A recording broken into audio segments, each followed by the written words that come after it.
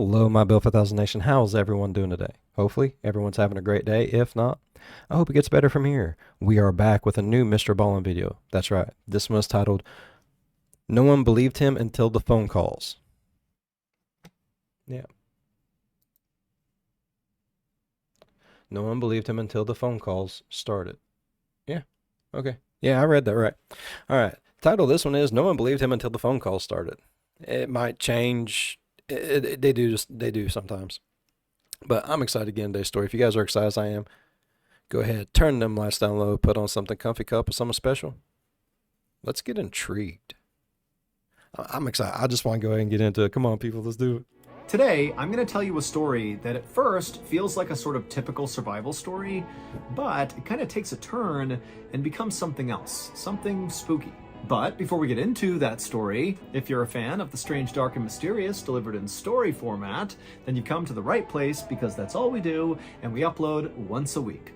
So if that's of interest to you, please offer to mow the like button's grass, but do it in a totally disorganized fashion, leaving huge chunks of uncut grass. Also, please subscribe to our channel and turn on all notifications so you don't miss any of our weekly uploads. Okay, let's get into today's story.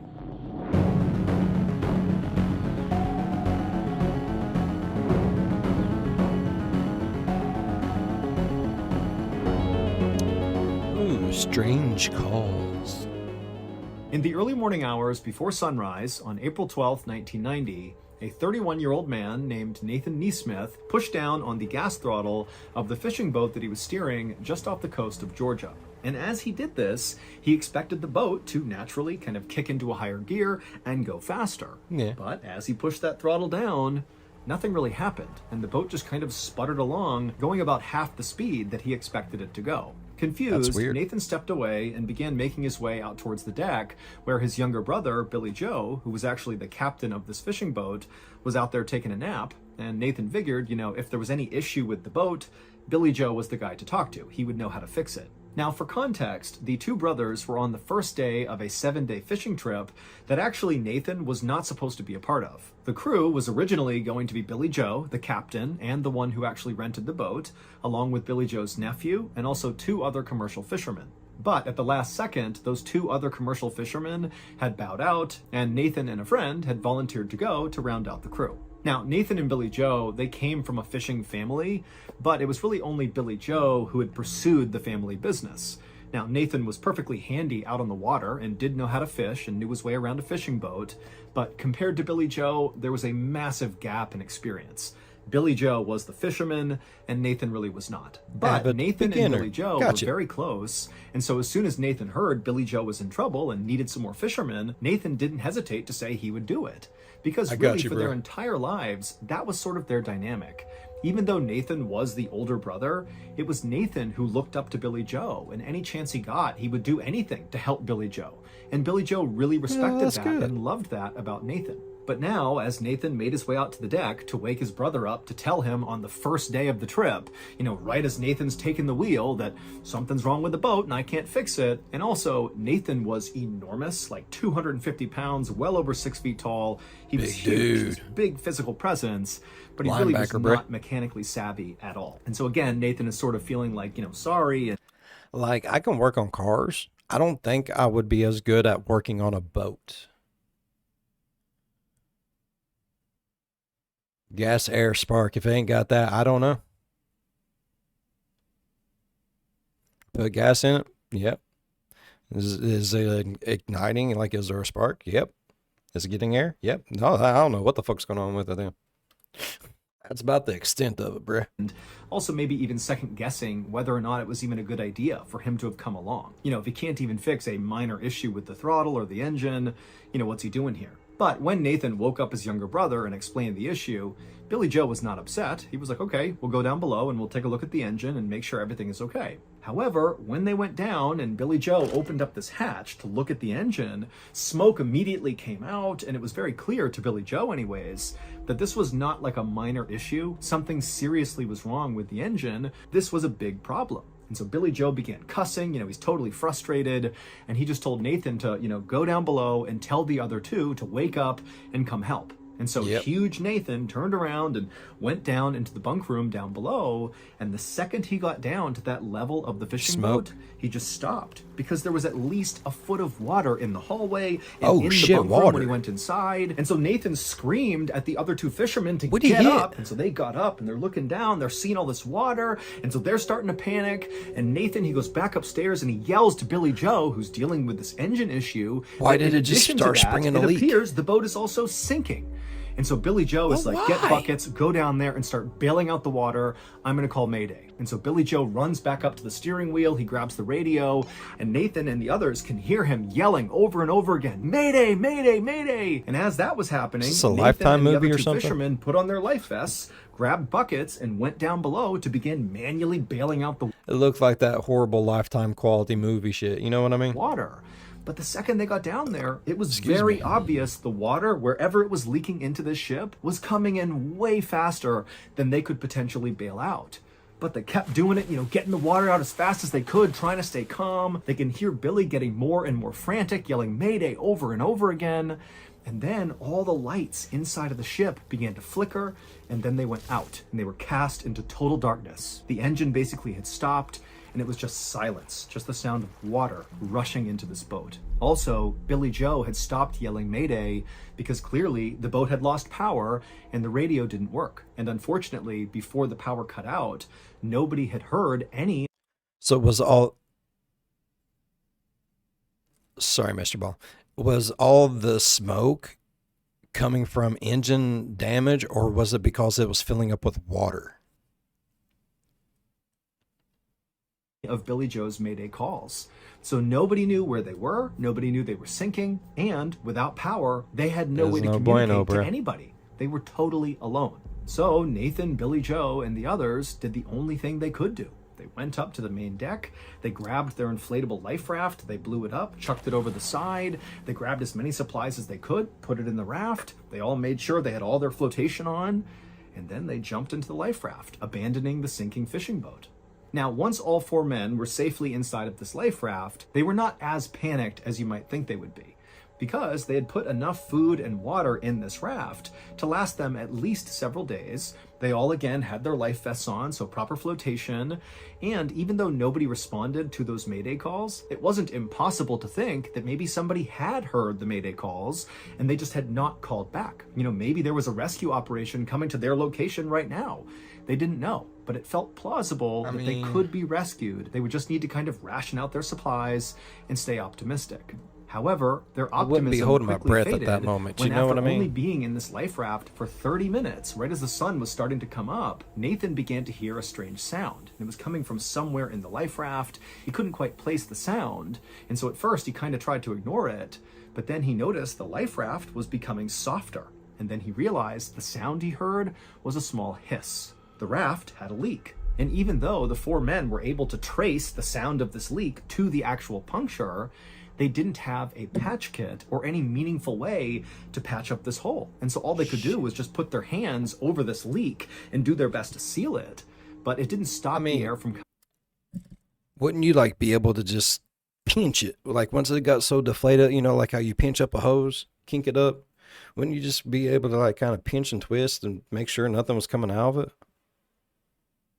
I don't know, man. This is stressful. Coming out. It just delayed it. And so over the next hour, again, as the sun is just coming up on the second day of their big fishing trip, the raft finally completely deflated, and all four men were suddenly bobbing in the freezing cold ocean, surrounded by the wreckage of their sinking fishing boat. And so eventually, the men grabbed the biggest piece of wood from the wreckage that came floating by, and it was buoyant enough that it kind of served as like a makeshift raft, but it wasn't buoyant enough to hold all four of them at once, which meant, they had to take turns resting on this raft, and then they'd have to get back in the ocean and kind of wait their turn again. Totally miserable. And as this was happening, they just stared at the hull of their sinking fishing boat that was still poking up out of the ocean, just drift farther and farther away from them because the current was pretty strong. And as they watched their ship just kind of disappear into the distance, and they're just kind of drifting out into the middle of the ocean, they were all just stunned into silence. They could not believe how this had happened and so quickly. And also, what were they going to do? They're in the worst possible situation here. It just didn't seem possible that they could actually survive this. Now, for reference, even though the men had salvaged a lot of their food and water from the sinking life raft, and they had their flotation devices on, that didn't protect them from hypothermia. Oh, it wouldn't shit, matter if no. it was super warm outside. What mattered is the ocean was really cold. And because they couldn't stay on that raft, they had to keep cycling through, going back in the ocean over and over again. It was just a matter of time before they would get hypothermia. And sometimes hypothermia can kick in just a couple of hours. I mean, we're not talking days here. This is going to be quick. And all these guys knew that. And so as these men were forced to have these really morbid discussions around who's going to stay in the water and who's going to stay on the raft, Nathan made a drastic decision. Nathan, being by far the biggest physically out of the four men, he knew that if he wasn't there right now, the other three could easily fit on their makeshift raft and stay out of the water, delaying hypothermia, Leonardo DiCaprio this thereby shit, bro? increasing the odds that they got rescued. Oh, fuck no. And so Nathan did what he always did, and he turned to his younger brother, who he looked up to so much, who he just wanted to help all the time, and Nathan told him, I'm going to swim to the wreckage. I'm going to swim back to the hull of our sinking ship, and I'm going to fashion my own makeshift raft. Whoa. I was a big boy at one time. I was like 365 pounds, bro. And that's not even sopping wet. That's dry. That's a dry day. I would get winded just swimming across the little, like, swimming area. Like, you swim across, like, one good, like, Olympic-sized pool to another, you're dying. And this big old dude thinks he's going to swim 3 miles. Oh, he's in for a fight. Oh, my Lord. Way you guys can have this one, and I'll have my own, and we can all get out of here in one piece. Now, keep in mind, it was fairly obvious that the hull of the sinking ship, which was barely visible near the horizon, was at least 3 miles away, just from their own rough calculations. So this is a monster swim to get to that. And so immediately, Billy Joe and the other three were like, no, that is a suicide mission. You cannot do that. Do not swim to the hull. You're not going to make it. Now, just to give some additional context here, if you're not familiar with just how challenging swimming in the open ocean is, I'm going to give you my limited experience. So when I was in the military, we had to do one 5.5 mile open ocean swim. And then also we did a whole bunch of 2 mile ocean swims. And even though we were allowed to use amazing wetsuits and fins, we had a swim partner with us. We had the land nearby to use as a reference to make sure we're going the right direction. We had food, we had water, we were in great shape. Even with all of that, open ocean swims are miserable. You get all the salt in your mouth and your nose, you start cramping and chafing. I mean, it takes hours and hours and hours to swim some of these distances, and you're constantly fighting against the waves. I mean, it is an absolute chore swimming in the open ocean, again, even with all the right stuff in place. And you gotta remember, Nathan is this big guy, you know, he's got this big bulky life vest on that's gonna make it hard to swim. He doesn't have fins, he doesn't have a wetsuit, and he's got no landmarks around him, you know, to make sure he's going in a straight line. Typically when you're swimming in the ocean, you're constantly looking at the land or some other landmark to make sure you're going in the right direction. He wouldn't have had that. And also, it's this unknown distance he's covering, and there could be predators in the water. I mean, there's so many barriers here that basically there was like a 0% chance this swim would be successful. But Nathan totally understood what he was really doing here. He didn't really know if he was actually going to make it to that boat. Frankly, that was not really the point. What he was really doing was choosing to sacrifice himself to potentially save his brother and the other two. And so even though they were telling him, do not go, do not swim in that direction, you're not going to make it, Nathan just turned to his brother Billy Joe and said, I love you. And then he turned and began swimming. And by some miracle, 11 hours later, right as the sun was setting, Nathan was still alive and still swimming, and he did reach the sinking boat that still had its hull poking out of the water. Now, when Nathan got to the sinking ship, he was almost dead from dehydration, from hypothermia. I mean, he's miserable, but he's made it to his destination completely against all odds, and he climbed up onto this hull, and he found a spot on the hull of the ship that supported his weight, and he managed to tie himself using some rope or maybe his life vest to the hull, so he was anchored in place. And then he didn't get to sleep because the whole time he's thinking, you know, this thing could sink under the water at any point and it will drag me with it because I'm tied to it, or he could just drift off of it if his rigging kind of came undone, if he was asleep. And so all night, beyond exhausted, he's just holding on to this hull, you know, not really sure what's going to happen, but here he is, just waiting it out. And then finally, when the sun came up that next morning, as Nathan looked around him, he's in the middle of the ocean, he sees in the direction he had come from this pillar of smoke coming up over the horizon. And so Nathan, he rubs his eyes. He can't believe it. He's thinking, there's no way. There's already a ship out here. We're in the middle of nowhere. But sure enough, slowly but surely, this massive freighter ship came into view that was very far away. It's not near Nathan. Someone heard it. But he can see it clear as day. And where this ship was basically circling was roughly where he believed his brother and the other two fishermen were still floating. And so he's thinking, oh my goodness, the freighter is going to save them, and then it's going to come save me. And so Nathan just clung onto the hull and watched as this freighter made these big, slow loops right around that same area. And then the freighter came to a full stop, and it appeared to lower something down into the water. It seemed very much like a full-blown rescue operation. And then, about 3 hours after he first spotted this freighter, the freighter began to move again, and this time directly towards Nathan. Nathan was so relieved he could practically cry. But instead what he did is he thought, they're going to be here in a minute. I'm finally just going to close my eyes and go to sleep. And so he put his head down on the hull, looked one more time at the freighter, and then closed his eyes. Now, Nathan would be rescued, but it would not be by that huge freighter ship. Nathan eventually had opened his eyes after closing them for a second, and he saw this freighter that had been coming straight for him at some point had kind of deviated and gone in the wrong direction and then vanished over the horizon, never to be seen again. And it would take 3 more days before a separate ship happened to find Nathan. They scooped him up and they rescued him. But even though Nathan had been really crushed when that freighter had gone the wrong way, he held on to this idea that, that freighter had clearly rescued his brother and the other two fishermen. And certainly, even if they couldn't find him, they would go back and they would tell the authorities that Nathan is out there. He swam back to the hull of the ship. We got to go find him. And so certainly a rescue effort would be on the way. And it was true. A rescue boat had come out and found Nathan. So everything seemed to be tracking. And when Nathan woke up inside of his hospital room back on land, and his friends and family were all by his bedside, and he's looking around. He can't believe he survived. And the first thing he asks is, how's my brother? How are the other two fishermen? And why didn't that freighter pick me up too? And at this, all the people in the room just kind of looked at Nathan with a very confused look on their face. And eventually they asked him a question that made Nathan burst out in tears. They said, what freighter? It would turn out Billy Joe and the other two fishermen were still missing at this point, and nobody had heard a thing about some big freighter in the area. As far as anybody knew, at least in Nathan's family, that freighter ship did not exist. The search for Billy Joe and the remaining 2 crew members went on for weeks and weeks, and while the active search out on the ocean was going on, the Coast Guard and police were searching through every record they could possibly find of basically any ship that was even roughly in the area where Nathan and the others had been. But despite looking everywhere, there was basically no sign that any ship of any kind had been there beyond the rescue operation that eventually scooped up Nathan.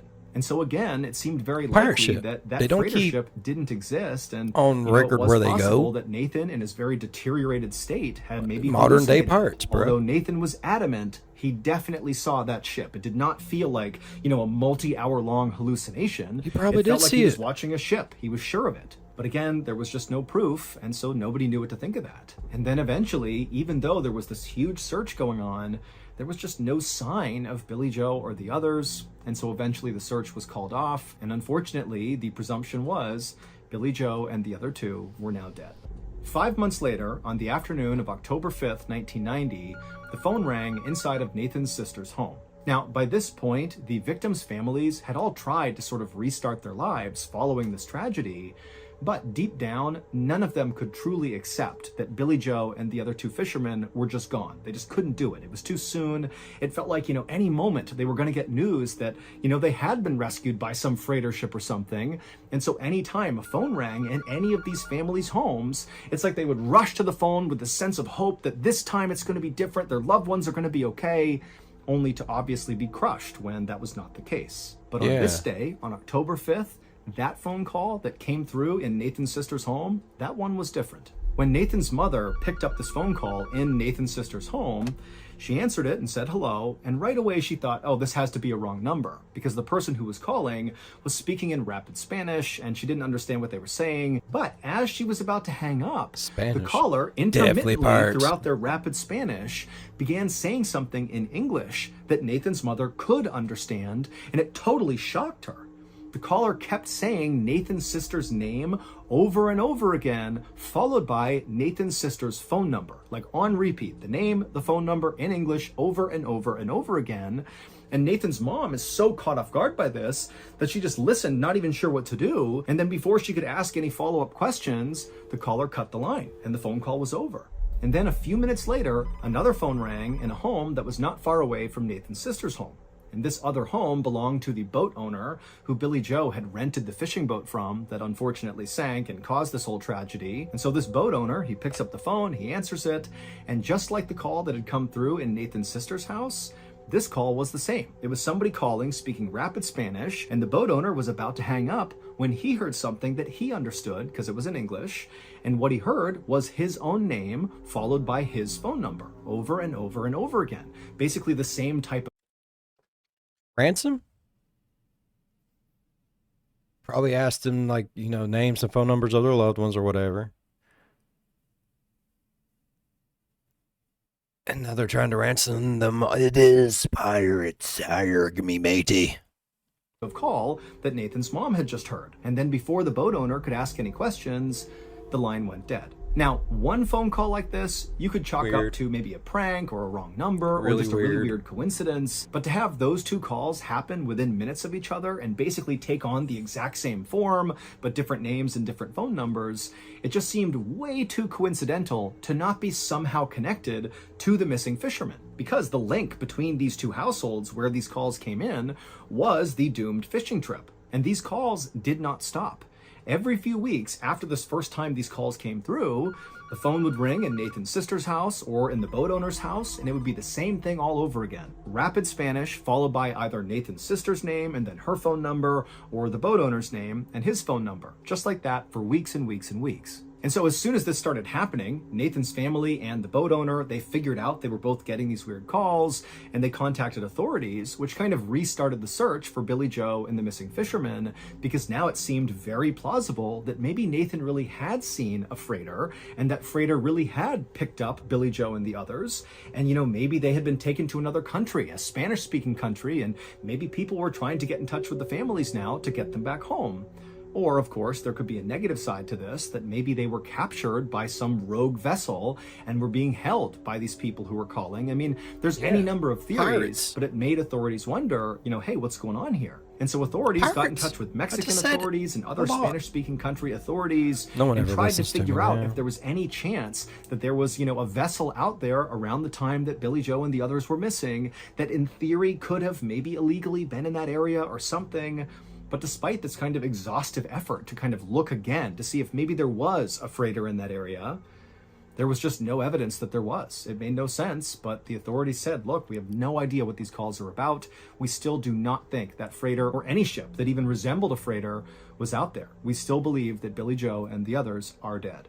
But as for the victims' families, they just didn't buy that. They really believed that these strange phone calls were somehow connected to Billy Joe and the missing fisherman. Specifically, these calls must signal that Billy Joe and the others were still alive. They just had no evidence to support that. That is, until March 6th, 1991, so almost a year after the doomed fishing vessel sank and Billy Joe and the others went missing. On that day, the phone rang inside of Nathan's sister's home, and she answered it, and it was the voice who spoke in rapid Spanish, but this time they spoke in perfect English, and all they said was, "I'm bringing him home." And then the line went dead. And Nathan's sister screamed and she yelled for her husband to call police. They contacted the authorities. And again, it kind of brought back to life the search for Billy Joe and the missing fisherman. And then after this call, there was a near constant presence of authorities on the Georgia coastline, basically looking out to the water, waiting, hoping for Billy Joe and the others to return. But unfortunately, they never did. And following that last phone call where the caller spoke in perfect English and said, "I'm bringing him home," after that, the call stopped. And so to this day, no one has ever been able to actually figure out what happened to Billy Joe and the other two fishermen.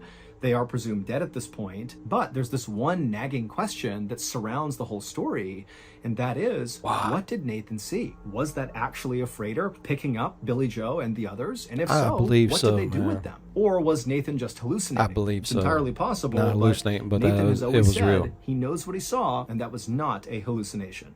As for the families of the victims, they still firmly believe that their loved ones are still out there, and someday they will come back home, and the families just hope they're alive long enough to be there for the reunion. Oh. Fingers crossed for you. So that's going to do it. If you enjoyed today's story, I sure did enjoy today's story, Mr. Ball. It was crazy. I think it's pirates, man. And what home was he bringing them to? You know what I mean? Like, to Jesus? To church? Back in the middle of the ocean where they found the motherfucker? Man, I'm telling you, I'm pretty sure it's fucking pirates, man. If Big Dude would have stayed over there, they probably would have never seen or heard from him either. All right. Whew. I really enjoyed today's video. No commercial, though. So before Seagull long update. Alright, I really enjoyed today's video. If y'all enjoyed today's video as much as I did, please go down there, leave a thumbs up. It really does help the channel grow. While you're down there going over, slap that subscribe button. Become part of the Build 5000 Nation. We do some crazy stuff here. If you want to know when that crazy stuff happens, ding that bell. It might work for you, it might not. But if it do, jump in on one of my premieres, go over in live chat and be like, hey, Bill, you know, I felt lost at sea too. Until that bell dinged and guided me home to you, bruh. I'm gonna be like, hell yeah. Leave a like and dip. That's all you gotta do. As always, be good to one another. I'll see you in the next one. Bye-bye.